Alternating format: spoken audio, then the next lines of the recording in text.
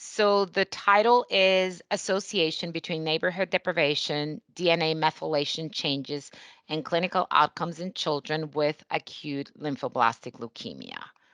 Okay, do you see the, okay, hold on. Why isn't it going?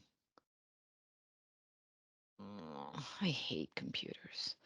Okay, do Just you, select the PowerPoint. Make sure you're in the PowerPoint, and then what do it you should go mean? forward. Select the PowerPoint as your top. Just click on it, I did, but it's and not it should go. moving. It's not. Mm. Is it? Oh, there it is. Okay. So a little bit of background. Acute lymphoblastic leukemia is the leading cause of cancer-related death in children and adolescents. And survival, as we all know, has dramatically improved in the past 20, 30 years, even a little longer than that. But still, racial and ethnic disparities persist. And even though this is a disease that is actually more prevalent in white children, the outcomes are still poor among Hispanic and non-Hispanic Blacks when compared to non-Hispanic whites. So area deprivation index, it approximates the relative socioeconomic disadvantage of a community at the census block group level. And they use approximately 17 parameters to have that index. And it will be, as it implies on the census block group level, it is related to your address, so where you live. Previous work has already demonstrated that the 5-year ALL overall survival is 10% lower in children that come from this more disadvantaged areas. And this actually was done in a single institution. All children were treated with the same protocols, everything. Their only differences were their disadvantaged areas from where they came from. In addition to access disparities, we know that there are differences on how the body responds to different environmental exposures, and that results in different epigenetic pathophysiological states. Okay, perfect. So it moved. That's good. So while epigenetic mechanisms have been linked with health disparities, and there is abundant evidence of DNA methylation changes in ALL, so all of that has been done. We know that kids that come from lower ADI, higher ADI areas do worse. We know that there are specific DNA methylation patterns in kids with ALL. The relationship between all of them have not been established. So that's kind of what we are planning to do in this. Why? Oh, I'm sorry. I don't know why it's not. Okay. I have to be here. Okay. So Nemours sees approximately 20 new ALL patients per year. And that, obviously provides a pretty ideal setting to evaluate these relationships. Also, for the past decade, the Nemours Biobank, and this is a big push for the biobank, has obtained IRB-approved research samples from approximately 135 children, all the way up to 20 years old, with new-onset ALL at the time of diagnosis and also after induction therapy.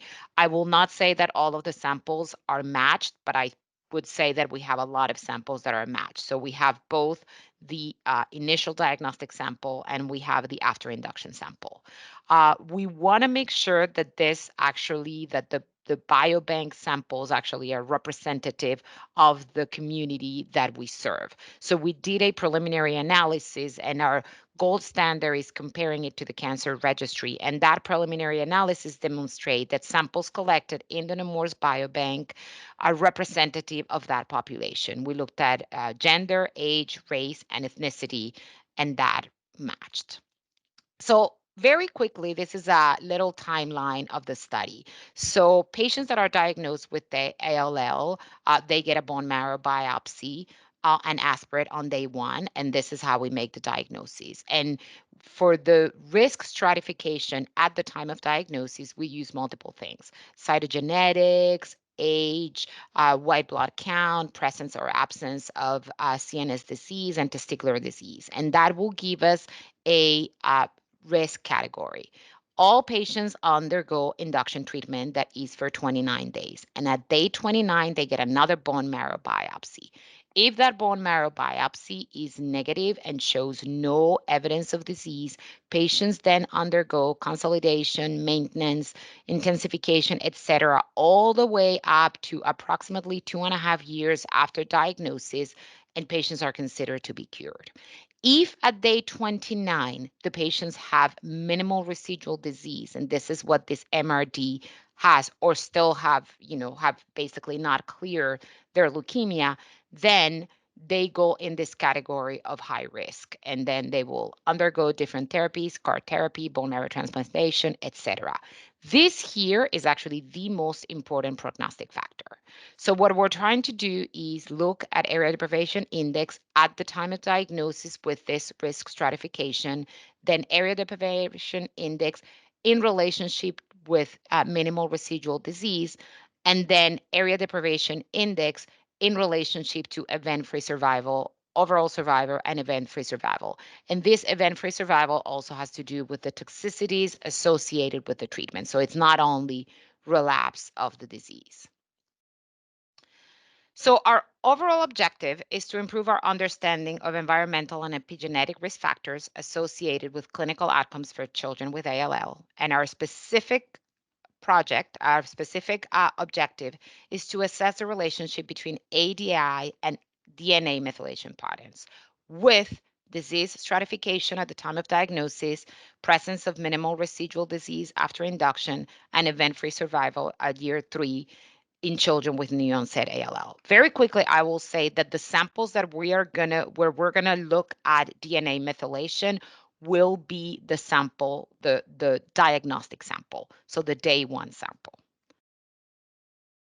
We hypothesize that children from higher deprivation communities will have specific DNA methylation patterns that are also going to be associated with higher risk stratification at initial diagnosis, increased likelihood of MRD, minimal residual disease after induction, and less event free survival at year 3 compared to those from lower deprivation communities.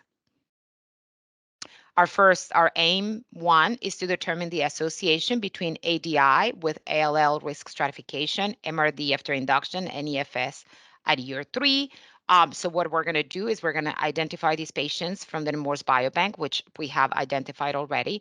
We're going to input their addresses from the electronic health records, and we're going to input that, and that will give us their classification, their ADI classification, and then we're going to perform all kinds of statistics of which I am not an expert, and see the relationship between ADI, which is going to be our predictor variable, and risk stratification, MRD, and FS3.